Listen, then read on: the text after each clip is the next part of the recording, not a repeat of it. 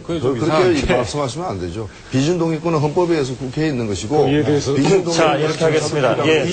잠깐만요. 아니요, 체결 동의권이 국회에 있는데. 이 교수님, 잠깐만요. 제가 사실은 이 문제는 그렇게 무겁지 않게 던져드렸는데 굉장히 처음부터 무겁게 부딪히시는데 이 문제는요, 저희가 나중에, 저희가 이미 얘기가 나온, 협상 결과 얘기를 끝내고, 절차 문제에서 조금 더 시간이 되면 얘기를 나누도록 하겠습니다. 간단치 않을 것 같은데 오늘 토론이. 무엇보다도 오늘 그 협상 대표단들이 굉장히 적극적 자세로 나오고 계시기 때문에 지금 할 얘기가 좀 많이 계신 것 같습니다. 알겠습니다.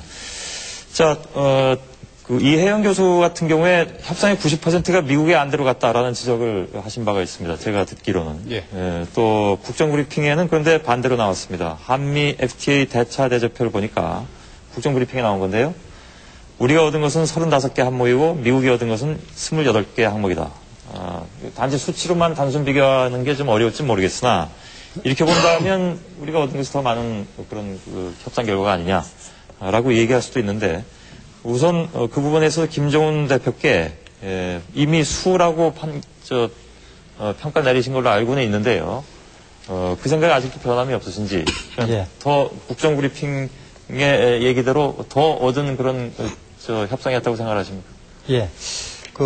제가 협상을 타결하고 첫날 가진 기자회견에서 수를 주십시오라는 말씀을 드렸습니다.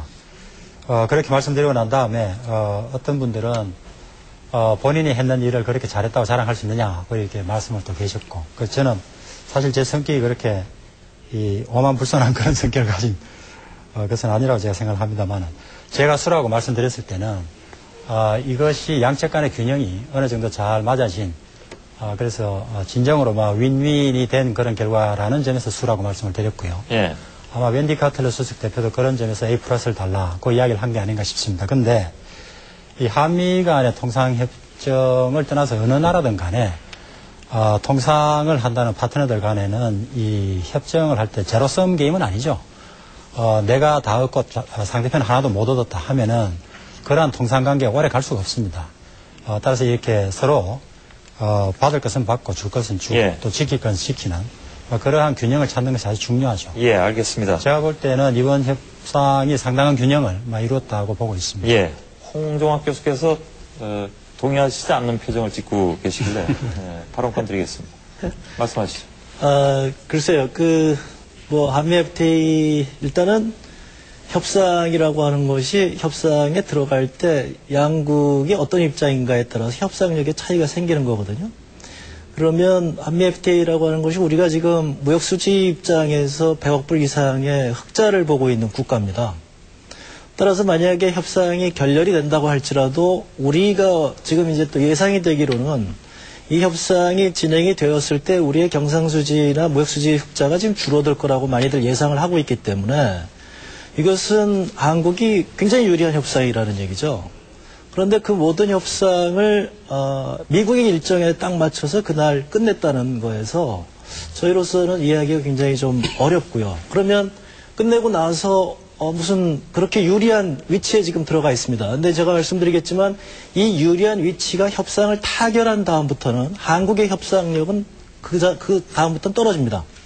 왜냐하면 이제부터 미국이 어떤 시비를 걸었을 때 우리가 이제부터 분쟁이 생기게 되면 그때서부터는 미국이 훨씬 더 유리한 거죠. 그것은 이제 사례는 우리가 중국하고의 마늘 분쟁에서도 나타났습니다. 그러니까 만약에 어디서 문제가 생겼을 때 중국은 니네가 우리한테 이렇게 수출을 많이 하는데 자꾸 시비를 걸 때가 굉장히 많단 말이죠. 그러니까 협상이 들어가기 전에 우리가 가지고 있던 엄청난 그 강한 협상력, 그것이 협상이 종결되는 순간에 끝납니다. 그런데 그 협상력을 가지고 도대체 우리 정부에서 얻은 것이 무엇이냐? 정부에서 얘기하는 걸 아무리 봐도 제가 보기에는 얻은 게 없어요. 이제 설명을 하시겠지만 거기에 대해서 이렇게 제가 논박을 드리겠습니다만은 그런 의미에서 본다고 한다면 이것은 우리가 가진 협상력을 완전히 낭비한 그런 협상이었다. 우리가 알겠습니다. 충분히 시간을 끌 수 있는 협상을 뭔지 모르지만 하여튼 정부가 서둘러서 국익에 굉장히 소대를 왔다. 서로 이제 완전히 다른 그런 평가를 내리셨는데 하나하나 이제 차차 따져가겠습니다만 그 전에 홍종학 교수께서 방금 이제 말씀하셨는데 같은 맥락에서 나중에 이제 협상 시간이 좀 늘어졌습니다. 48시간이요. 그것도 이제 몇 차례 이렇게 좀 연기가 됐는데 역시 국정브리핑을 좀 인용하겠습니다. 이 과정이 퍼주기가 아닌 판정승의 과정이었다라고 평가를 내렸습니다. 어떤 면에서 판정승이었다고 생각하시는지, 예. 그것도 제가 좀 예, 그래야 되겠네요. 제가 현장에 직접 예. 있었고요. 우선 미국 일정이 왜 따라갔느냐는 건데요. 거꾸로 이제 이번에 이제 한미 FTA 협상이 이제 사실상 타결이 되고 이제 곧 TPA가 마감이 됩니다.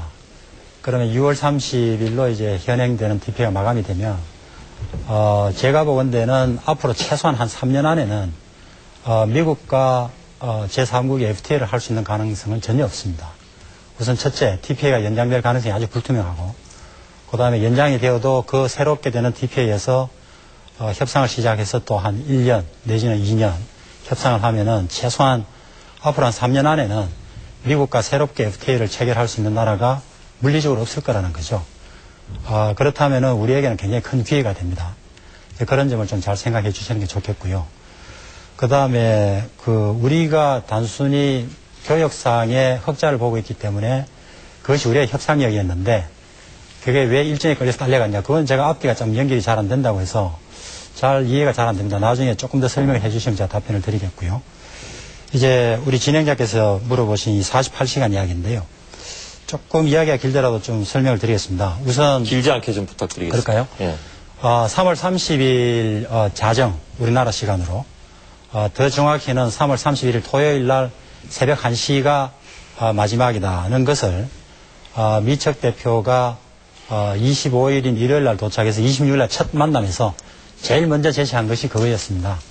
미척이 생각하는 또 미국이 이제 태평양을 건너와서 시차가 다른 데서 협상을 하고 있기 때문에 자기들이 생각하는 협상의 데드라인은 그 시간이라고 본다. 그래서 속으로 그러냐. 그거는 미국이 TPA를 해석할 수 있는 그런 보다 더 큰 지식이 미국 쪽에 있을 테니까 자국의 법령이고 들으면서 속으로 다른 생각은 좀 하긴 했습니다만은 근데 3월 30일이라는 금요일 자정이 넘었을 때까지의 양측 간의 어떤 협상의 진도가 누가 봐도 이것이 몇 시간을 남겨놓고 타결이 될 만한 그런 사정이 아니었습니다. 그때에 우선 저쪽에서 먼저 48